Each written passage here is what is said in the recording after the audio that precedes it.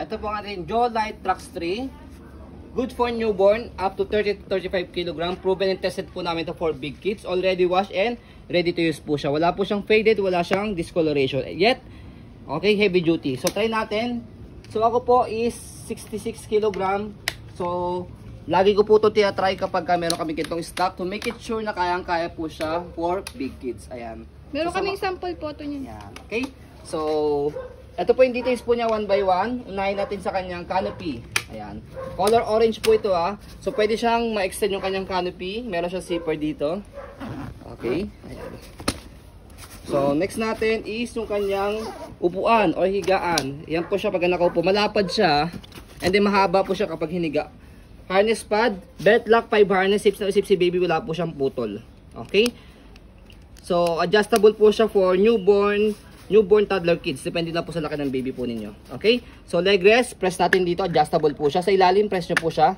Pag nakaupo, kapag nakahiga, angat nyo lang po siya and then higa natin. Ayan. So, ayan po siya kapag nakahiga.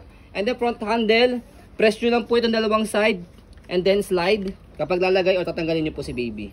Okay? And then, salpak nyo lang siyang ganyan. Okay? Next natin yung kanyang gulong sa harapan, pati yung kanyang footrest sa pakanang paa. Okay?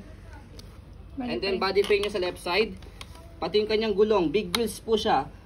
So kailangan talaga for big kids is big wheels. Para smooth po siyang i-maneuver. Ayan. Okay? So ayan po yung kanyang body frame naman from right side. And then yung kanyang gulong. Okay? So next natin ito yung kanyang likuran. So sa pag-adjust po sa kanya kapag iupo, atake nyo lang po ito. Pataas. Ganun lang. Kapag naman po ihiga, press nyo lang po ito and then pull down. Okay? As simple as that po. And then yung kanyang basket. And then stopper, naka-cable na po siya para isang tapak lang dito. Naka-stop na po. Angat lang siya kapag i-go. Okay? Next natin yung kanyang handle. Ayan. Yun yung kanyang details. Okay?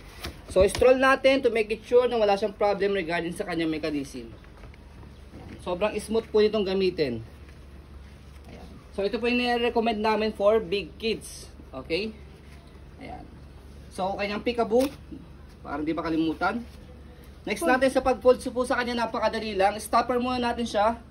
Stop muna. Quick fold lang po siya. Ayan. Fold strap. Press nyo lang po ito and then pull. Ganun lang. Meron siyang may lock dito. Automatic lock na siya. Can stand alone. Ayan. Ayan. Okay. Compact po siya. So, pwede nyo po siyang hilahin. Ayan. Go nyo lang siya. Kung ayaw nyo siyang bitbitin, hilahin nyo lang siya para siyang luggage. Okay? Sa pag-open naman po, tanggalin nyo na yung lock sa gilid. Tapos, angat nyo lang po yan and then buka. Ganun lang.